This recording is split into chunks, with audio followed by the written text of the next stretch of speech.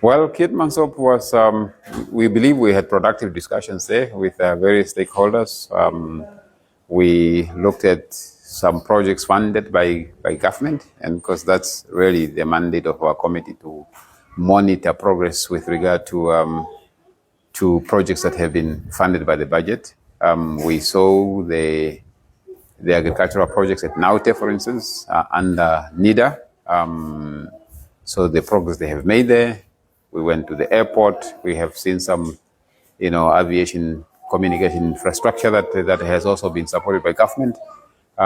We had some discussions with the people from the Ministry of Works to look at, the various works programs. So we believe we had productive discussions there. We, of course, there are things that still need to be speeded up on. So, for instance, at NIDA, at the farm, at the Naute irrigation scheme, we have seen their bigger plans to expand the project, but they need to reorganize themselves to get more capital. We're not sure whether that capital should come from the state or whether they can actually, or mobilize their own resources, because NIDA is an entity that has got assets.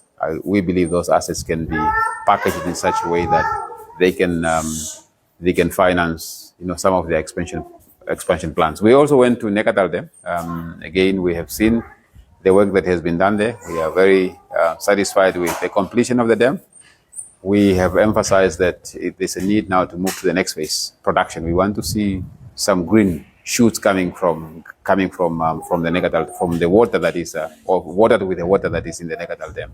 And again, we implored upon them to fast track the next phase of, going into the irrigation scheme so that we can start to produce food and create, first of all, full self-sufficiency, but also create employment opportunities and more economic activities for the region.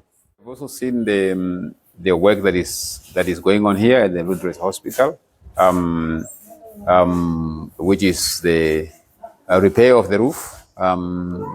We understand that they are making significant progress, and they have covered almost 70% of the work, which is also very commendable. We understand the district hospital has got other needs that will be communicated, I believe, to the regional office, but it's something that we as parliamentarians support, because we believe the health of our people is not negotiable. So we just want to encourage the management of the hospital to ensure that they communicate their needs.